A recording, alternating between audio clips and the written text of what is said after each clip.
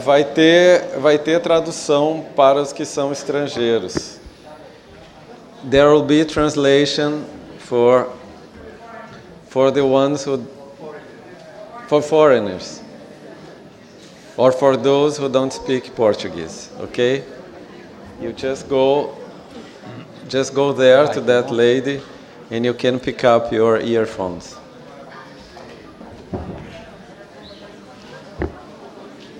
Podemos começar? Quando você quiser. Tá ótimo.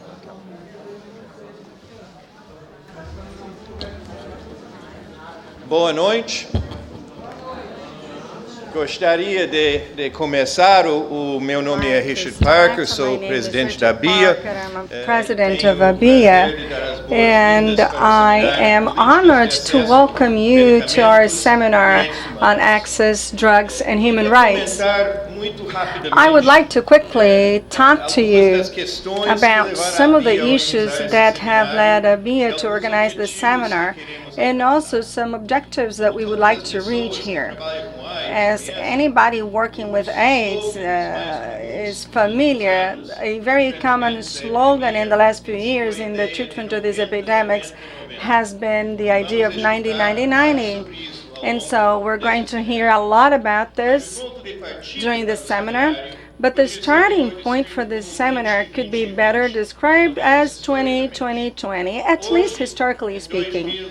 And today, in 2016, we've had 20 years since the Vancouver seminar held in 1996, when for the first time after 15 years of relative lack of power on the part of biomedicine, we discussed the treatment of the HIV, and scientists such as David Hall and others really impressed the whole world and announced a significant success in the treatment with antiretrovirals and combination therapies using different drugs, different combination schemes to try to inhibit the HIV replication and also its ability to infect other cells.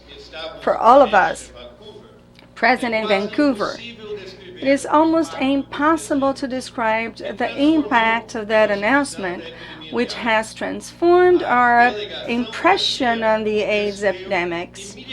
The Brazilian delegation immediately realized the contradictory promise of that announcement, because on one hand, we had the possibility to have an effective control for the first time ever of all of the diseases caused by the HIV infection, but on the other hand, people from poor countries would not have access to such promising drugs because of their extremely high cost. And so Brazilians came back from Vancouver convinced of the need to mobilize all of the different sectors of our society, the government, the civil society, the academia, activists, and those working with healthcare and healthcare services. And with that, we started the most successful program or activity ever carried out in Brazil. In 1996, Law 913 was voted. It's known as the Sarney Law, and was approved in November 1996. And to this day, it guarantees access to antiretrovirals in Brazil. And it was an inspiration for the treatment of AIDS and would mobilize the whole world in the coming years. But it was also in 1996 that we approved Law 9729, published at our official gazette, and it's known as the Patent Law, which regulates rights and duties regarding intellectual property. And this law is also applied to the request for a patent by those who have guaranteed rights. And also, those working in Brazil and people living here, it's important to have the reciprocity of equal rights. And therefore, in 2016, we celebrate at least three 20-year anniversaries, and this is the 2020 I was talking about a while ago. And it places a lot of challenges, but also a lot of possibilities. On one hand, human rights and access to drugs in general, and on the other hand, in the seminar organized by ABIA and headed by GTPI and the work group on intellectual property, which gathers different organizations, is aimed at debating different perspectives, and it is a truly intersectorial debate involving the civil society, different sectors, the private sector, and the academic environment, and all of the things we face in 2016, 20 years after these historical events that took place 20 years ago. In these 20 years, we've had a lot of advances in terms of access to medications, but we still have to include over 20 million people worldwide who need to have access to treatment and don't. So it's important to give them access and to keep them on treatment, and all of this when new prevention technologies such as PrEP, PrEV. And the objective of this seminar is to remind you that drugs is these medications is a human right issue and not only a technical issue on international trade.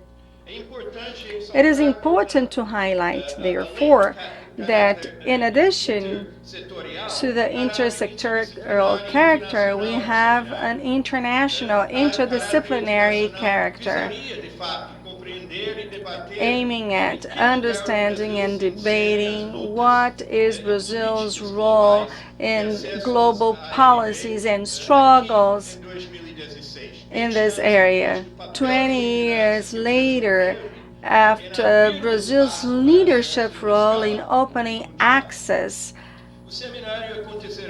to HIV treatment. And the seminar is going to be held over the next couple of days with different panels and roundtables, which will deal with different dimensions of all of these issues.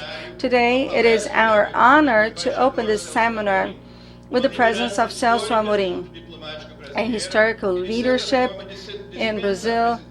He does not require any introductions, and we are truly honored to have him here today. Ambassador Amorim was an ambassador representing Brazil in different international organizations over the years, including the UN and the World Trade Organization. At key moments for these institutions, he was twice Foreign Relations Minister in Brazil, and then more recently he was Defense Minister. He was recently nominated as President of the Executive Committee of UNCTAD, one of the most important agencies supporting this event. And so after this lecture, we're not going to have a debate. The idea is for the debate to take place over the next couple of days, but we're going to have a cocktail party and the launching of different publications, which will take place downstairs. So without much further ado, I would like to pass the floor to Ambassador Amorim.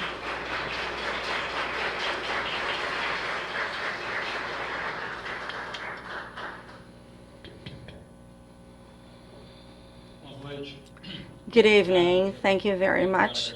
First of all, I would like to thank ABIA and GTPI for having invited me for this conference here today. It is a huge responsibility because I am somewhat a student in many of these issues, and many of you present here today started dealing with trade and other economic issues such as the patent law. because of healthcare, and I had an, a,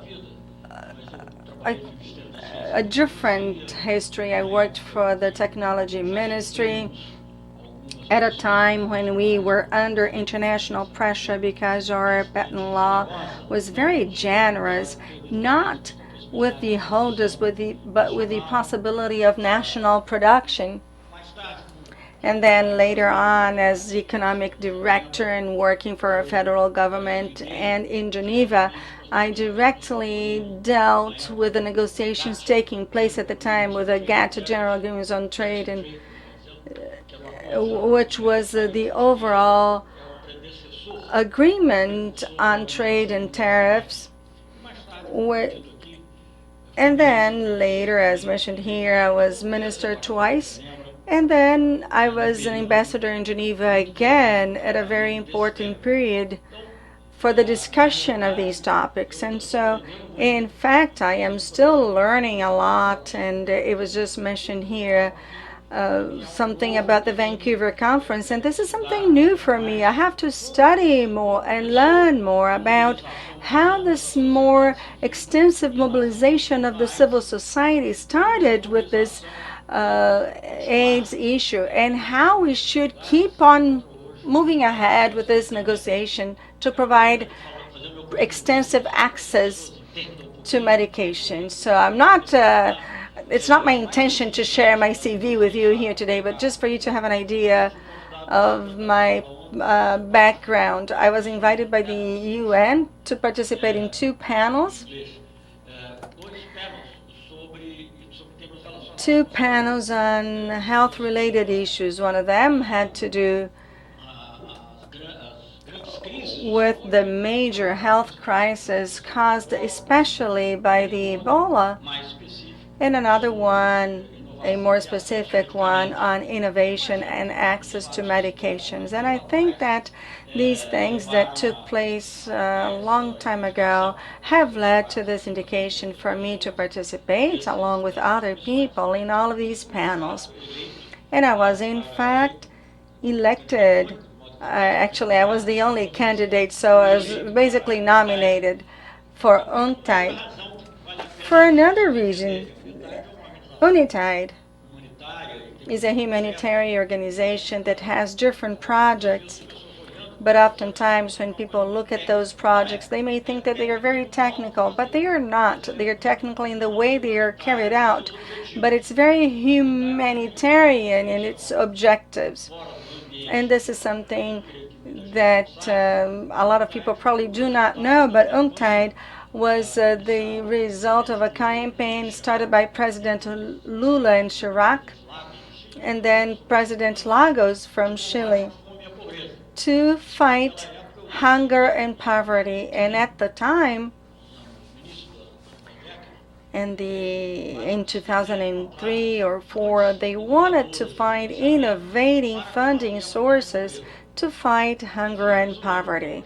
But just to summarize it a little bit for you, what we observed at the time was that we had 2 difficulties. One is, how could we obtain money, because it is not easy to obtain resources, and you have to compete with many other objectives such as weapons and other objectives that are not as noble. And I was a defense minister, so I know what I'm talking about.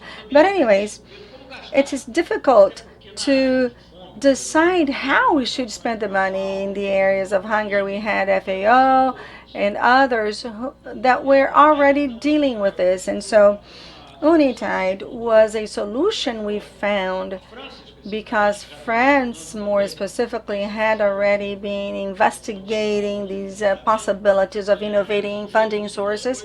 And France suggested 2 things to us: how to obtain money, because we had different suggestions, but they said that it was important, for instance, to have a fee charged on airplane tickets that would be dedicated to healthcare. And the other one I was looking for through my notes, and I found a reference to a drug center, a medication center. So how could you purchase medication at a lower cost and then distributed to the population that needed it the most. And so because I was a foreign relations minister during Lula's government, and because I dealt with this topic for many years, I ended up becoming one of the founding partners of or members of UNITAID, along with French ministers and others from Chile,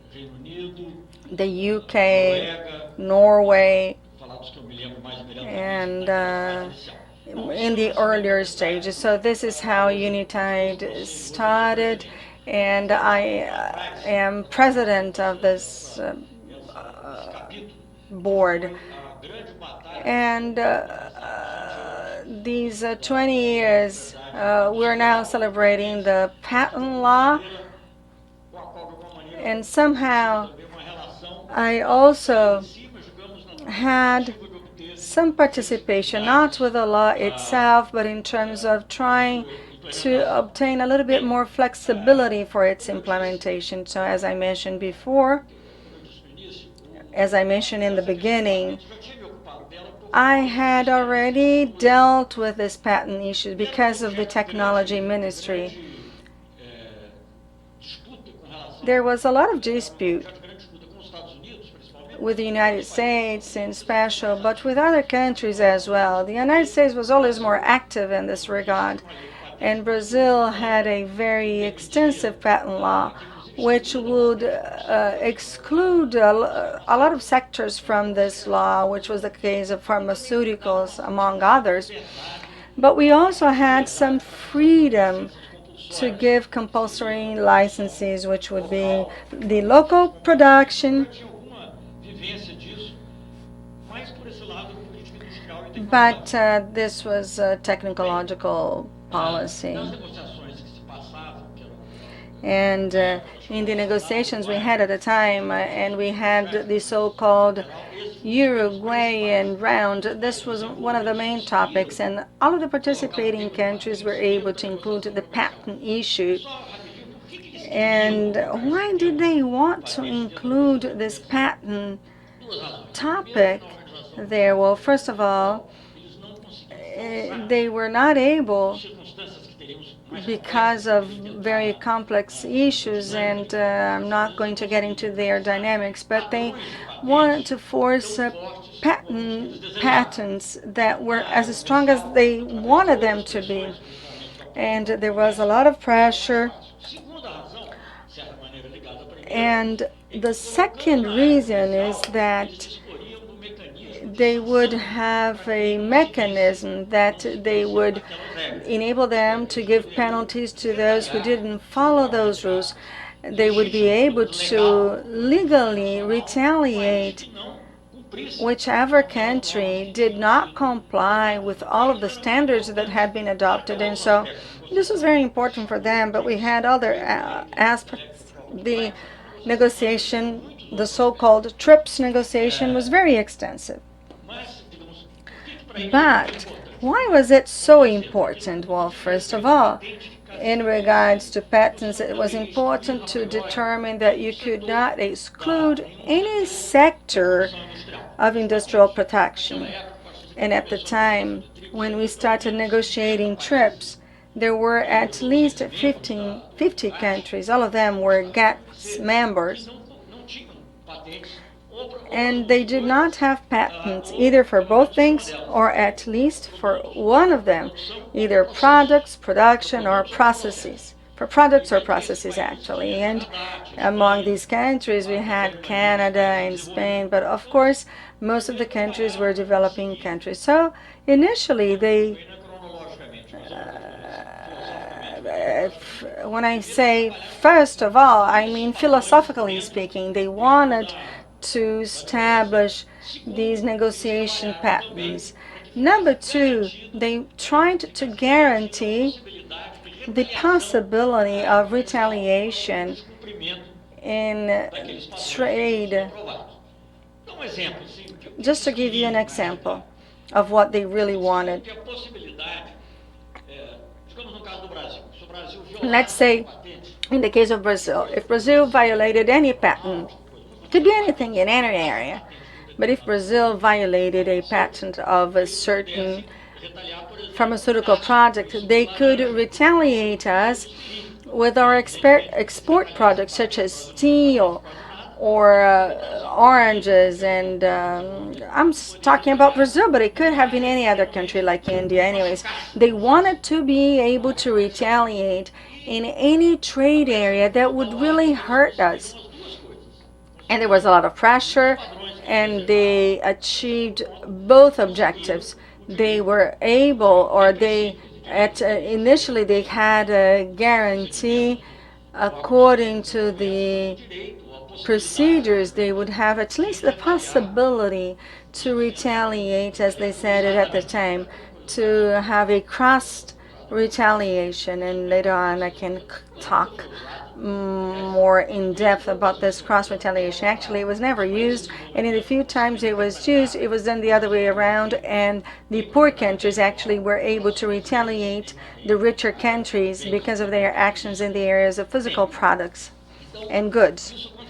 And so this was a very difficult discussion because there was a lot at stake in countries such as Canada and Spain, but also Brazil and India, which are countries that did have some influence at the negotiation process back then. But it wasn't possible. Well, they wanted to forbid us to have that compulsory license. And there are some sentences that are not so straightforward. For instance, Article 27. They always leave like a small breach, a small possibility to get around it. And at the time, we had a counselor who was supporting me. He's now an ambassador. But when I was economic director and when I was an ambassador in Geneva, I directly participated in all of these negotiations. And I remember that when this text was concluded in 91, it was, or he was really disencouraged. He thought we had lost the battle, and I told him, don't be so pessimistic, because we do have some ambiguities here, and we can use them in our favor. And he told me at the time, taking into account the prevailing economic philosophy at the time of neoliberalism. And you have to think that 91 was right after the fall of Berlin's Wall, and here in Brazil we had a process of total trade freedom. He thought that the text would be interpreted against us. But there were some ambiguities, in fact. But I myself, deep inside, was also afraid that the understanding of that document would be against us. And anyways, at the same time, there was in Brazil, as well as in other countries, a bilateral pressure to approve a new patent law. India, for instance, resisted these pressures, and Brazil, because we had already accepted that there would be a new patent law, we ended up including one or another to preserve the possibility of having a compulsory license. But we ended up accepting it, and we accepted many things that we were not even obligated to. And this was highlighted the other day at an event I participated here in Brazil. And this was accepted, and I can only tell you what I really followed up and monitored. So in the year 2000, I went back to Geneva, and the Itamar Franco government did a lot of good things, and I may have contributed a little, but others have contributed a lot, and other associations here in Brazil. Not so much in pharmaceutical terms, but industrially speaking, it was very good. And there were some flexibilities and ambiguities that were preserved. And then in the end of the 90s, Brazil adopted, and it's now clear to me, Brazil adopted a very coherent and strong policy to face AIDS. And this was back then in President Fernando Henrique Cardoso's government. But North Americans, and I'm not trying to bash the United States here, I'm just saying what really happened. The U.S. government already fearing that our law of intellectual property, because we were already distributing medication for free and there was an emphasis on the production of generic drugs, the North American government and the North American laboratories complained to our government, and the government was afraid that Brazil would use its intellectual property law, whose compulsory license enable us to have a very flexible use. They were afraid that this law would be used in a very extensive manner, and the pharmaceutical industries were really not ready for that. So I think that it was in the year 2000 or 2001. I'm not exactly sure about the year, but I'm just trying to locate exactly when it happened. Doha was in 2001. But anyways, at that time, they started a process to solve WTO controversies. And so the first step to solve controversies is called consultation. So a consultation is a first step for you to have a panel request. So they entered a request against Brazil. And at the time, I was an ambassador in Geneva, and I was dealing directly with this topic. And it was the first time I was able to get in contact with some NGOs, such as MSF, that had already adopted this philosophy that it was important to provide access to medication because of the cost and so forth. And this was really helpful, and I remember that I gave an interview to the National Public Radio in the U.S., and there was a lot of attention on this topic. And in parallel, when we had this request for consultation, we had some diplomatic actions, and we also asked for a panel request against the U.S. patent law, not only in the healthcare area, but it had a generic aspect regarding the fact that any patent developed because any donation by the U.S. government had to be done by a North American industry. And so we questioned that it wasn't compatible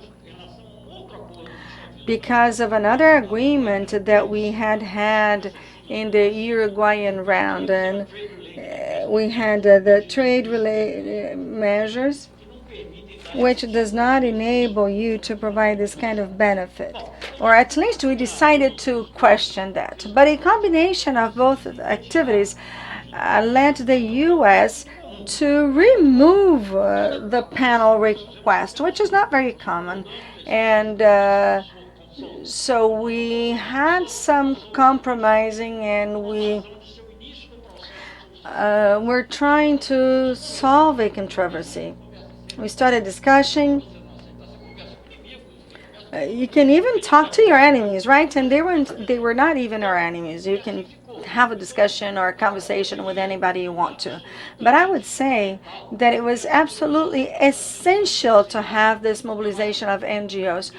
And what happened? This is very important for those studying the history of international relations. In 1991, we thought we had lost the battle, but it wasn't really like that. We realized we had a chance, and then we started a process to discuss all of the themes that were to be part of the next round in Qatar. And one of the topics that became stronger, we had the problem of AIDS in Africa, and other problems started coming up, especially regarding AIDS, of course. And so this theme became a very important theme. And just to recap, for those of you who are familiar with this, the first attempt to have this round was in the end of 1999 or year 2000, when we tried to have a millennium round, but we failed for other reasons, not for these reasons. Anyways, in the end of the year 2000, early 2001, we started working actively to determine the agenda for the next round of negotiations to be held in Qatar. And one of the topics was actually this. And as in any negotiation, I'm not going to get into details here, the ability to mobilize was much greater in developed countries. This is something that was done in many different ways. But as opposed to what had happened in the past, we had the NGOs to support us. We had African countries in large numbers because they were suffering a lot. So it wasn't just something of India and Brazil and countries that wanted to have illegal production or anyways use pirate products.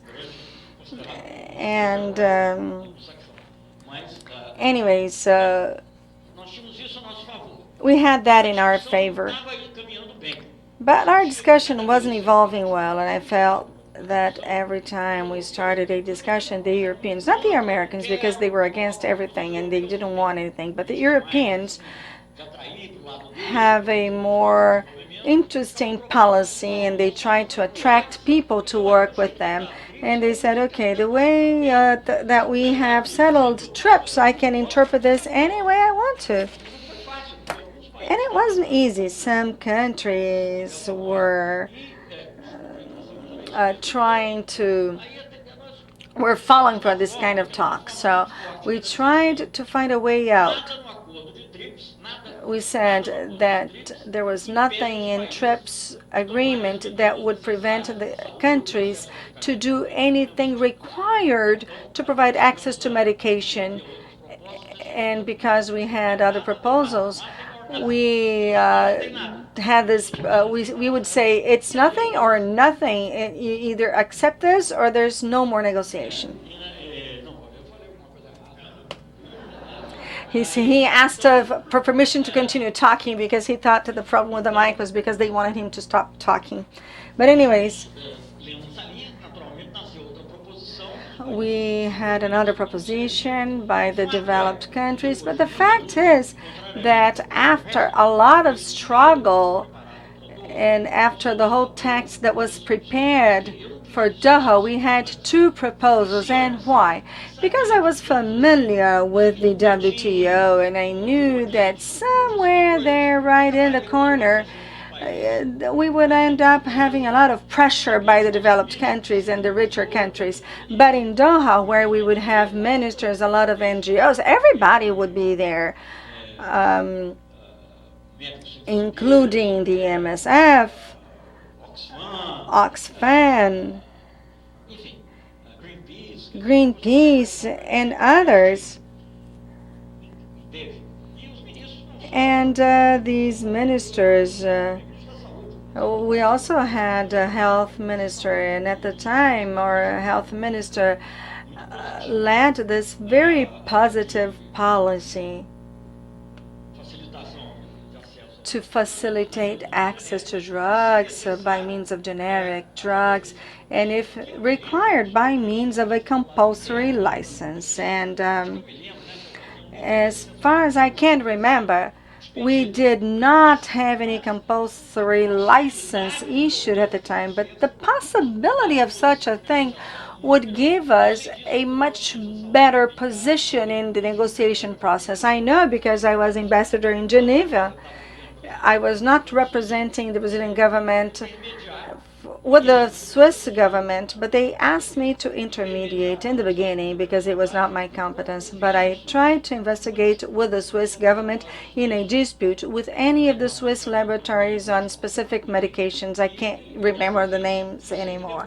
And I did that, and I know that afterwards, I don't know whether the patent was granted or not, but I think that it was granted at much better prices than initially discussed. And then later on, I'm going to tell you about something else. But the possibility of a compulsory license is an essential instrument for the volunteer licenses. It's very important to have these volunteer licenses, which are now promoted by MPP, which is a representative here.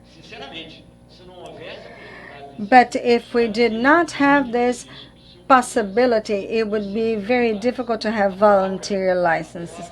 And even to this day, this is very difficult. Whenever you give a volunteer license, we have different prices for different regions. Anyways, that was really very important at the time. And we had the Doha Declaration. And we don't even have 20 years to celebrate it. But there are two aspects I'd like to call your attention to the Doha negotiation. I have some experience with trade and I may be wrong, and perhaps there is a vague reference in human rights terms, but I do not believe that there is such a clear reference to specific human rights, except for trade rules, as the Doha Declaration on TRIPS and healthcare. And I don't remember all of the details, but we have a lot of positive aspects involved. Doha Declaration is unique. It is an accession in human rights in a clear trade negotiation. And we have generic exceptions. We have, for instance, the environment, which is dealt with in such a way to enable us to have some exceptions, but human health in general, for instance, but this would be a little bit different in terms of, I forgot the name here, but agreements that have to do with healthcare norms and foods and standards and all. And the declaration restarted discussing those ambiguities or the breaches we had and made everything a little bit more flexible. We did not adopt any of the proposed text, and we moved on to a more positive pathway. The TRIPS agreement may and should be interpreted as enabling whatever measures are required to provide health care. And I don't remember exactly the text, but they end up saying an access to medication for all. So this is a very strong sentence. And this became a standard, and afterwards in the specification we open a specific possibility for compulsory licensing, and this is one of the aspects we had to discuss because of the Brazilian legislation. But actually there was a problem with the Doha Declaration, and the Africans detected it at the time, but we were not able to change anything back then. It has to do with production only, the local production. And of course, the very poor countries did not have any technical capacity to do that, and they would have to import. And this was corrected. Some people don't think that it has been properly corrected, but anyways, it was corrected by a decision by the WTO Council determining that this is also true for import and export. And in the first compulsory license Brazil actually had was to import from India, and nobody challenged it. So This is really important at the WTO. The WTO has an Anglo-Saxon inspiration, and so precedents are very important. But Brazil was not challenged.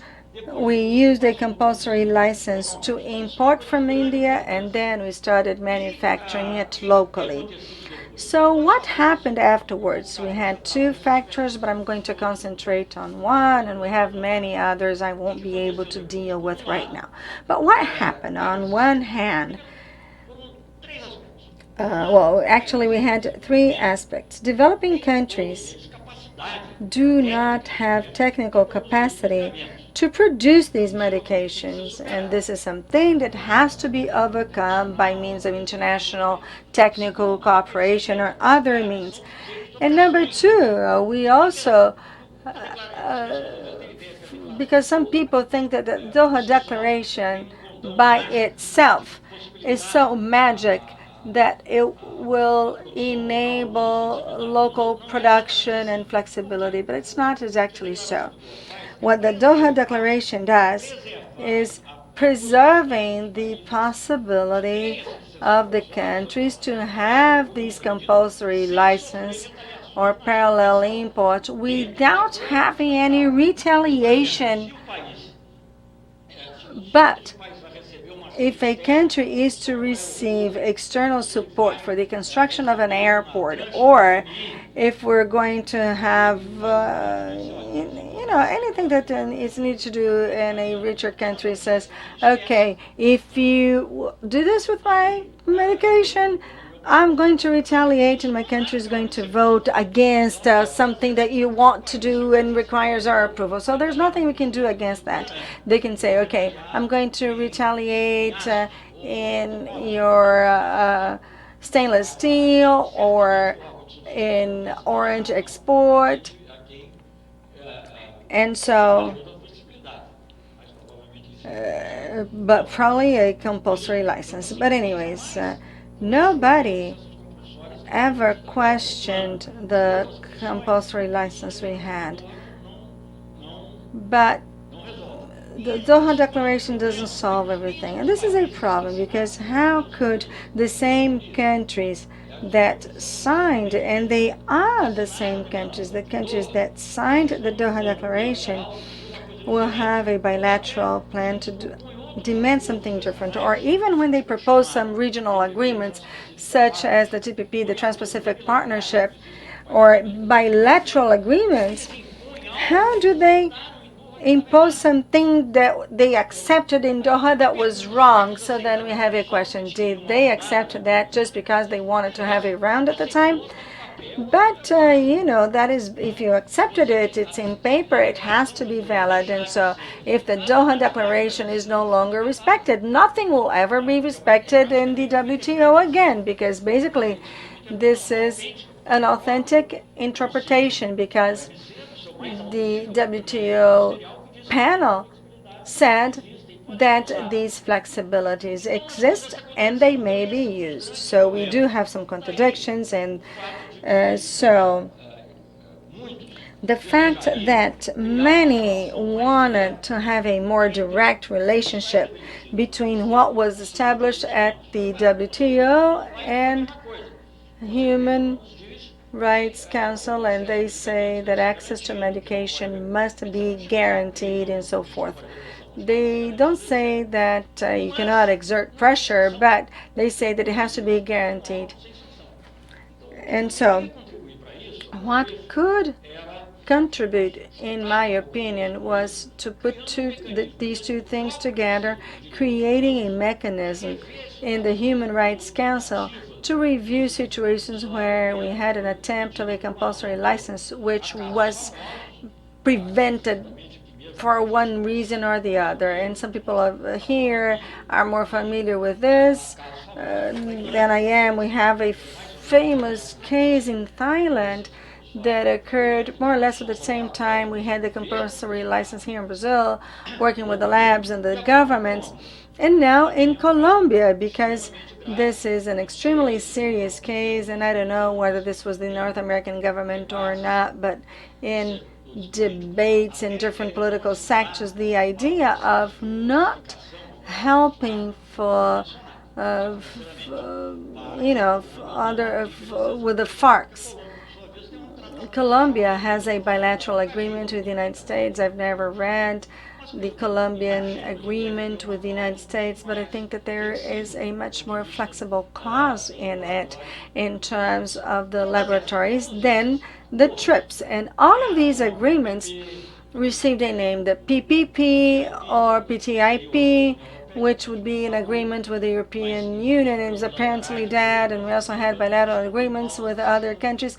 They all have clauses called TRIPS Plus, which are clauses that go beyond TRIPS. So those ambiguities that were considered flexibilities are threatened by these agreements. The Brazilian media, for years and years and years, not only for this reason, but for years and years criticized the Brazilian foreign policy and the Brazilian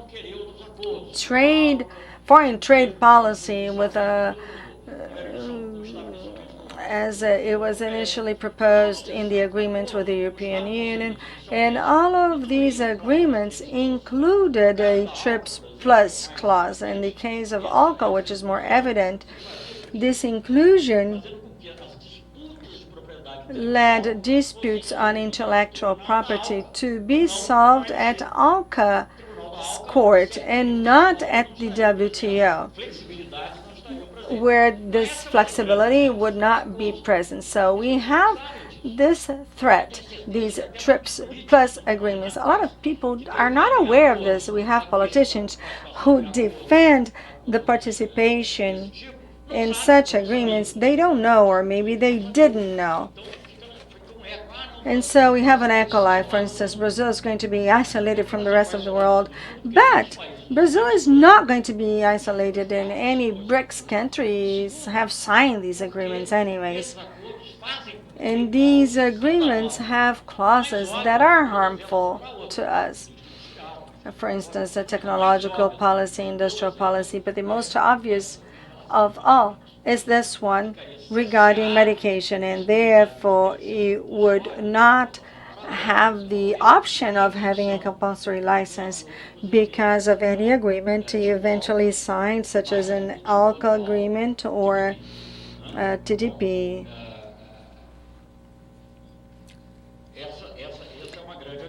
And so this is a huge threat. So now reviewing this topic, as any such document, we have a negotiation. Whenever you have a negotiation, you have to compromise. You don't have to discuss every word all the way to the end, but you have one compromise or another. But the essence of the document, which is a document I suggest you to read, and it's available at the UN website, which is the report on the high-level panel on access to medication by the General Secretary. And it was handed to the Secretary about 20 days ago, and it's already available at the UN website. It has a lot of things on intellectual property and healthcare, which is, in my opinion, the most important aspect of the document. And of course, you can say that, okay, if you don't have intellectual property, how are you going to fund these medications? There is a suggestion to increase public funding with a delinking between payment and development. And there were things that were not approved. And my colleague, who is very well prepared and is very familiar with all of these topics, and all of this is included in the UN documents. So we would like to have an automated licensing for some products, but this was not approved.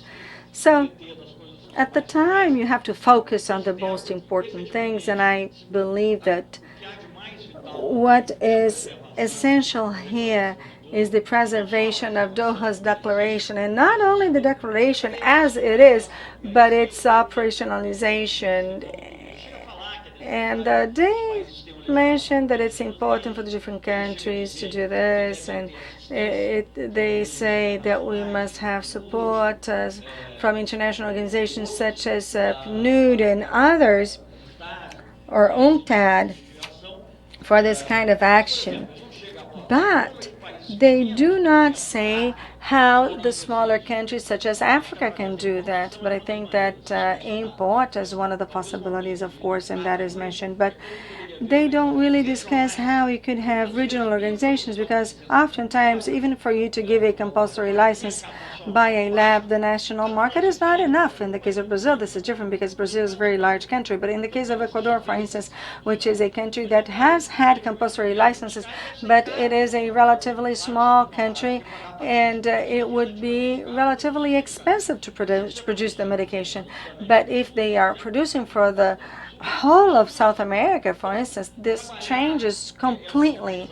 And so working with these regional organizations here in Mercosul or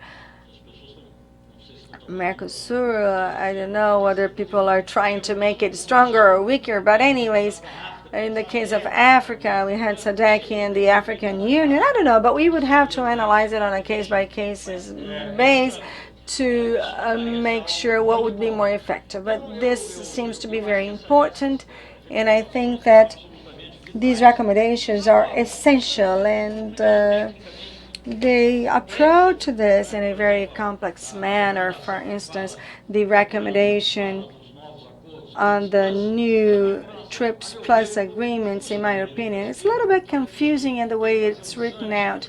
They say that you have to have an evaluation on healthcare issues, but or about any clause of these TRIPS Plus agreement. So if you have an agreement like this, this is very difficult to do. But anyways, the document calls our attention to this. And when a recommendation for one reason or another is not as strong, reading the text is because it shows all of the inconveniences.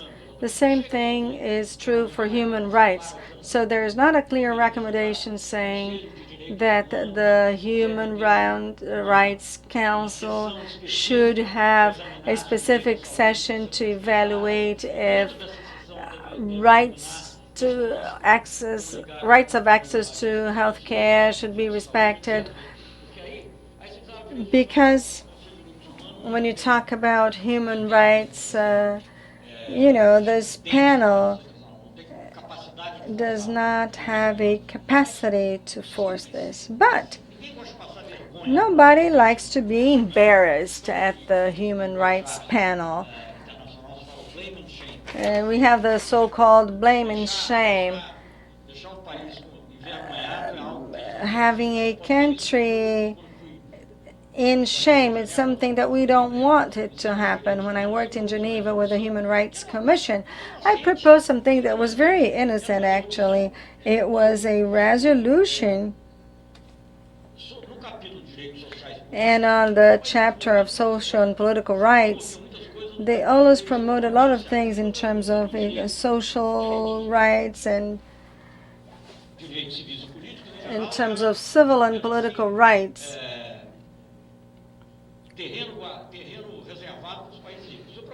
This was an area reserved for the richer countries, and I proposed a resolution stating that racism is incompatible with democracy. This is so simple. There would be no sanction if you did that. But there was a lot of resistance, a lot.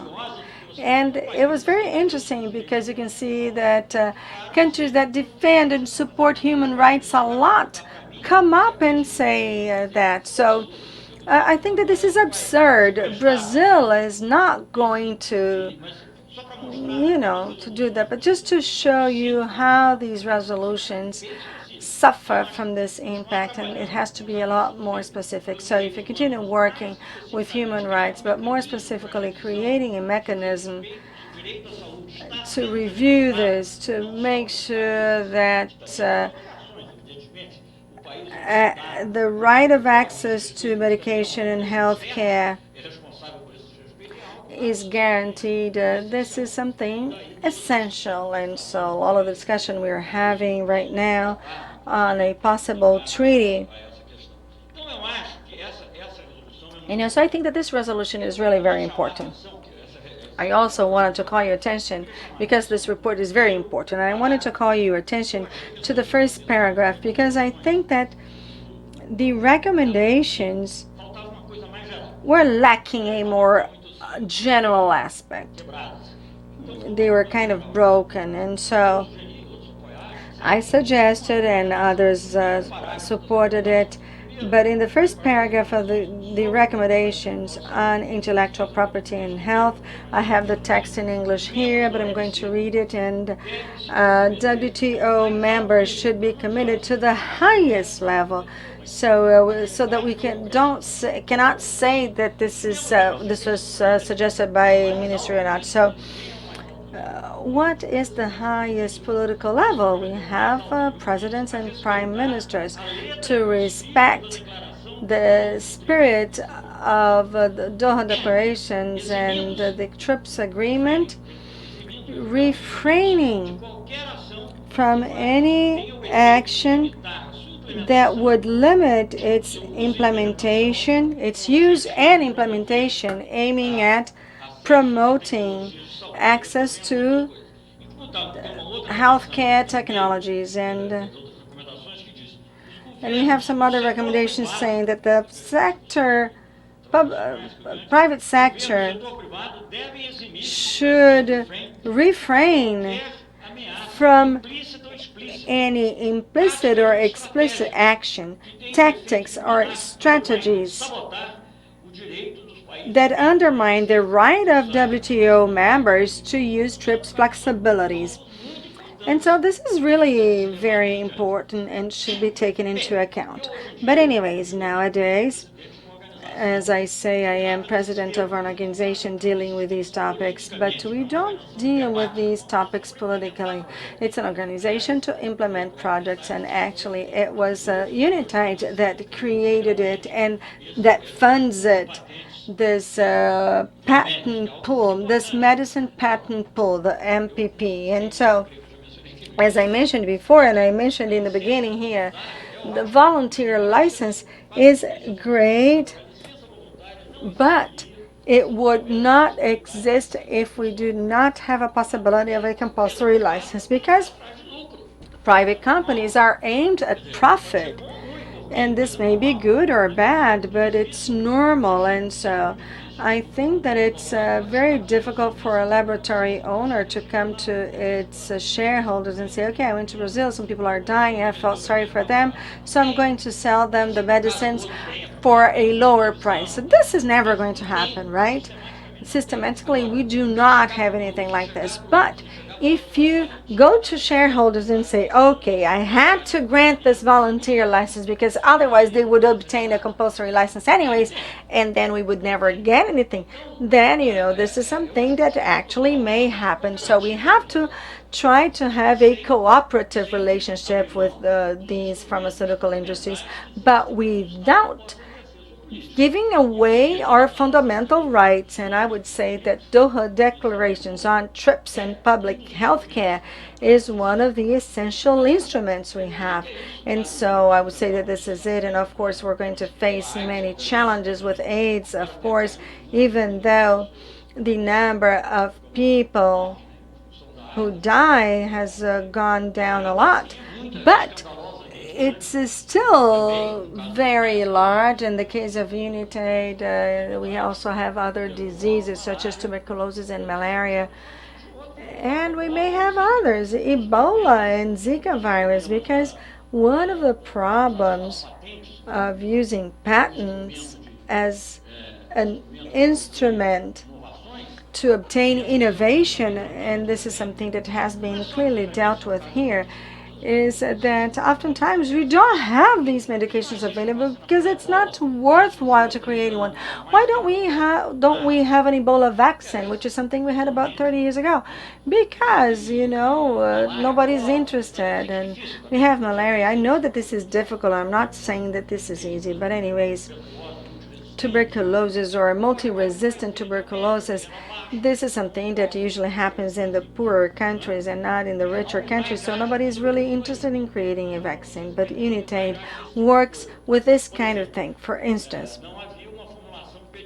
we do not have any pediatric formulation for AIDS. And one of the main reasons is that it's not a problem in the richer countries, so nobody was interested in doing this. And Unitaid cannot fund any research on a new molecule. This is beyond our capacity. But funding the development of a pediatric formulation for AIDS with something that is a little bit sweeter or easier to take, this is something that is at reach, and we have worked in this regard. And I say yes, but we have had other people participating as well. And another one is PrEP, exactly as it was mentioned here. And we can also include Fiocruz and other organizations here in Brazil and maybe from South Africa. But I'm not going to get into the technical details here because I fear that I may say something foolish. But anyways, I would like to repeat that Unitaid is an organization that works based on well-fundamented projects. It's very technical. It hasn't done and it hasn't and never will go away from its objectives, because the final objective is complying with human rights. Thank you very much.